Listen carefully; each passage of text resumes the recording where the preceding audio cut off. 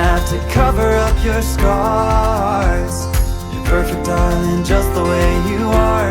So before you think to rip yourself apart, open up my heart and you'll find love, love, love, love.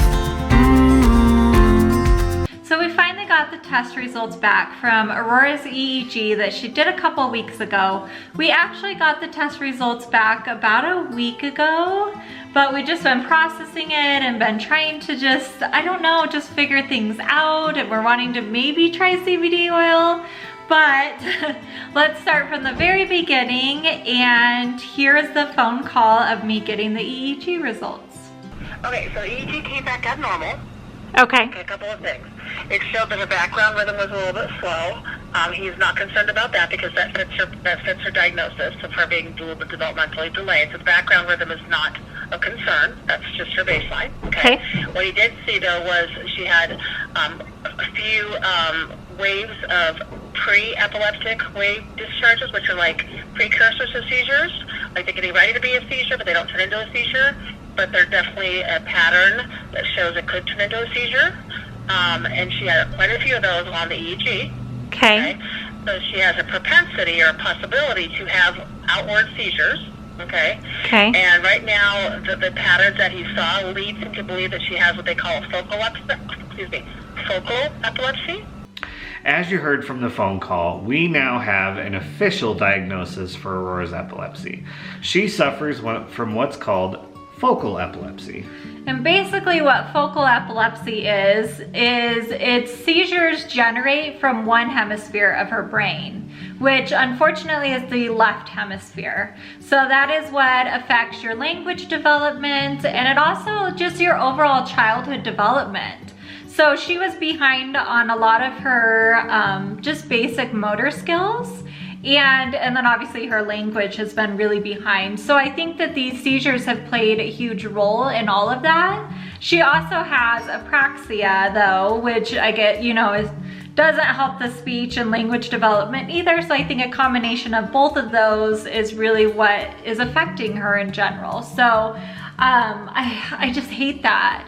But that phone call with the doctor went on for over an hour. We talked, I just wanted to get every detail and every understanding of what type of epilepsy and what affects her, and if they know any triggers and all of that, just the whole information. So the good thing is lights are not her trigger. So flashing lights, they did strobe, they did different things in her face, and it didn't make a difference as far as like the triggers. And also exercising, breathing heavy, things like that are not a trigger for Aurora. But one of the major triggers for her seizures is sleep. So they were able to tell us that she has increased seizure potential while she's sleeping. And that's really scary. It's really scary because that's when we're sleeping, and that's when most people have peace of mind. Their kids are asleep, they're happy, they're healthy. But that's not the case for us, unfortunately, now, because we know she's more likely to have them in her sleep.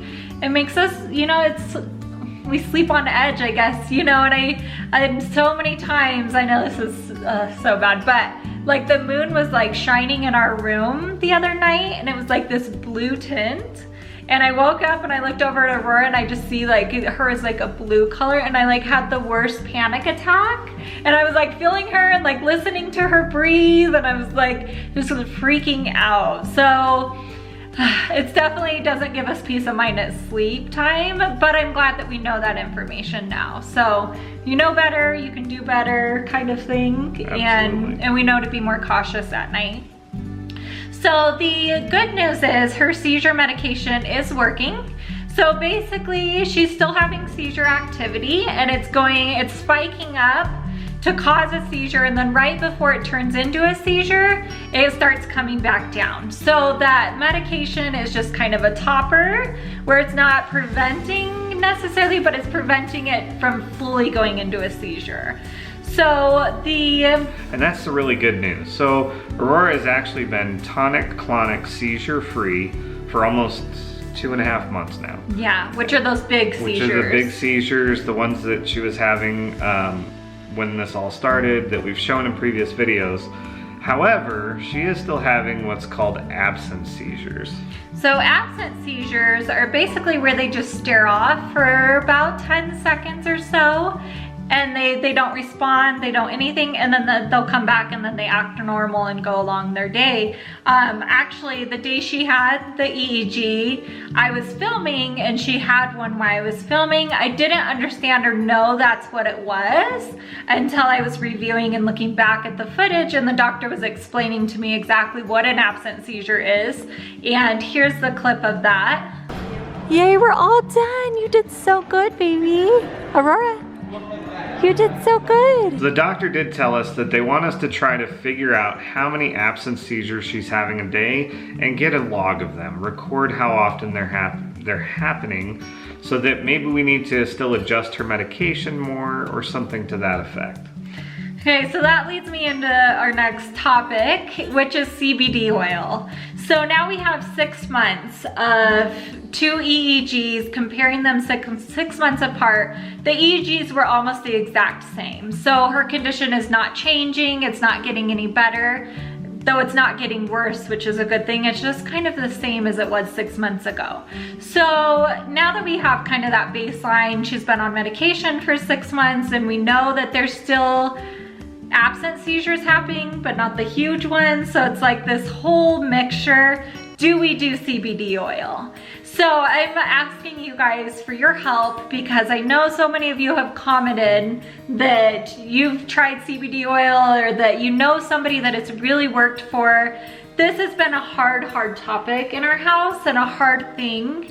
And not for the, I guess, for why you would think, like, obviously it's our little girl, we would never give her anything that we would feel like could be harmful.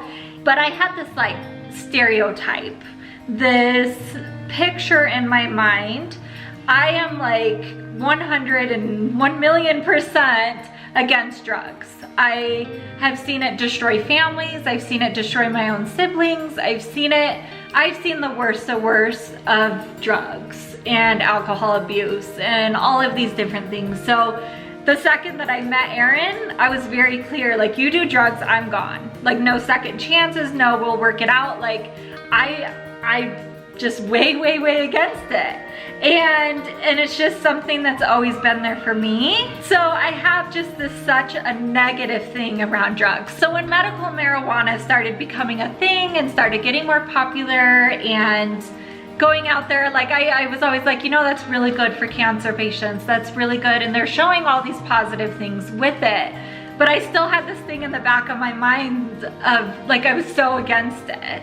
And I never thought it would be something that I would have to face and have to think about, but I am. And I'm trying to get rid of that stereotype in my mind that there is CBD oil that helps seizures and that helps people with epilepsy. I'm a part of an epilepsy group on Facebook, and so many people have had such good results from it. So I just need to get over that, and I need positive stories. I need your guys' advice. Please comment down below if you've had any experience with this, or I don't know dosage, I don't know what brands are the best, like what's a good brand compared to a not. I know like Charlotte's Web has no THC in it, which I think would be really good. There's other ones that have trace amounts, but they're good companies, and it's just like this whole... And there are so many companies. The CBD industry has exploded. There are a ton of companies out there. There's Charlotte's Web. Pure Relief was the other one we've been looking into. There's a ton of different brands, a ton of different companies that are making it, and it's hard to know which one we should try. Because it's not FDA regulated. So that's one thing that's scary to me. But please respect each other's opinions when people comment down below, because everyone's been through such a different experience.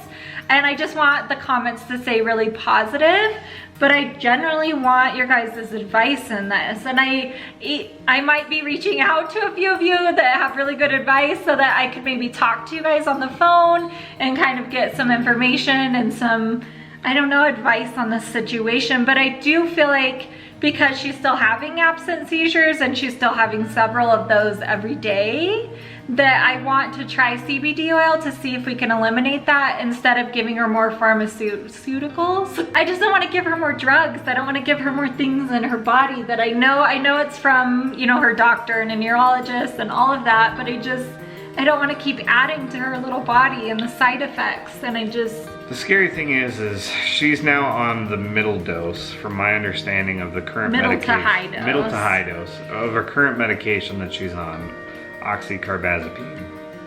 And we still know she's having seizure activity. So at this point, if she was to miss a dose or if she was to gain a little too much weight, she could then potentially go right back into having tonic-clonic seizures. And she has them in clusters, so it's scary because we have to give her rescue medication to get them to stop, and it's a scary situation, and we're just trying to handle it the best that we can at this point. But I hate just keep throwing medication and medication and medication at it. If CBD oil will work, that's definitely the road I think that we should go on. But we're still in the beginning and trying to figure out what to do from here. So we would appreciate any advice that any of you guys have, and I love and respect every single one of you and your opinions, so I'm excited to be able to hear from you guys. We want to thank you guys so much for watching today's video and hearing Aurora's update. We're so happy to have all of your guys' support. We love your comments, we love your prayers, everything. You guys are the best. It has meant a lot to us because this has been a really difficult situation that I never thought I would go through, but at the same time, I'm glad if I can help any of you out there, if I can educate on epilepsy. I think that it's a huge thing and it's a much needed thing. So thank you guys again, and we will talk to you soon. Bye. Bye.